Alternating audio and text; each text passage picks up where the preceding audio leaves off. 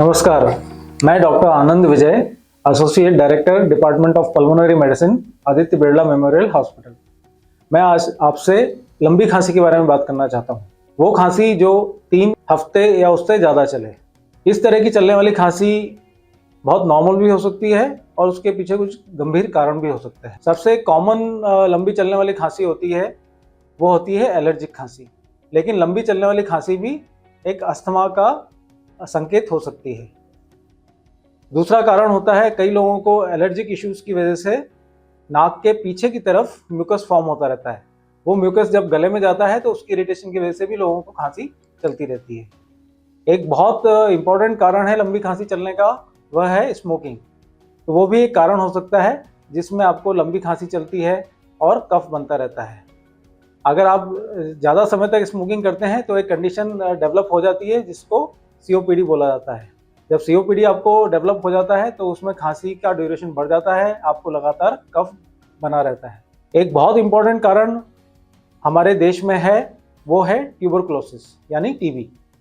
जब टीबी का इन्फेक्शन होता है तो वो लंग्स में डैमेज करता है। उसमें कभी कभी खांसी के साथ में ब्लड भी आ सकता है।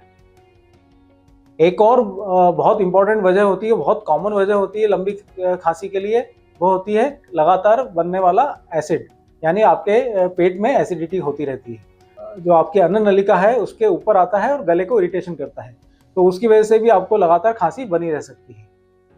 और भी कई कारण हैं जिसमें लंबी खांसी हो सकती है, जैसे कि आपके लंग्स के अंदर अगर कैंसर डेवलप हो रहा हो, तो कैंसर एक गंभीर प्रकार की बीमारी है और इसके सिम्टम शुरू में दिखाई नहीं देते हैं।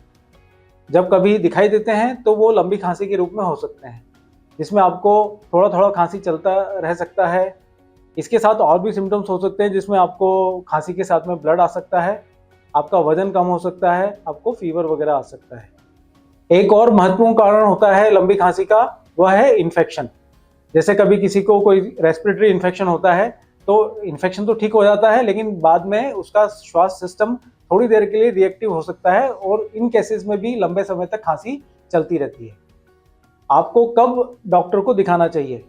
तो जब भी कोई खांसी आपकी 3 से ज़्यादा हफ्ते तक चल रही है, या खांसी के साथ आपको कोई दूसरे सिम्टम्स भी आ रहे हैं, जैसे कि आपको एक हल्का हल्का बुखार बना रह रहा है, शाम के टाइम बुखार आता है, या खांसी में ब्लड आ रहा है, या आपको गंदे कलर का यानी येलोइश पीला पीला कफ या हरा हरा कफ उसमें से निकल रहा है, या आपको लगातार एसिडिटी बनी रह रही है, या आपको एक लगातार कुछ कफ जैसा अपने गले के अंदर महसूस होता है, या आपका वजन कम होता चला जा रहा है, आपकी भूख कम हो गई है, ऐसा कोई भी सिम्टम्स आपको खांसी के साथ दिखता है, या खांसी अपने आप में ही सिर्फ खांसी है और केवल लंबी चले जा रही है, तो इन परिस्थितियों में आपको डॉक्टर के पास जाकर अपना चेकअप कराना चाहिए।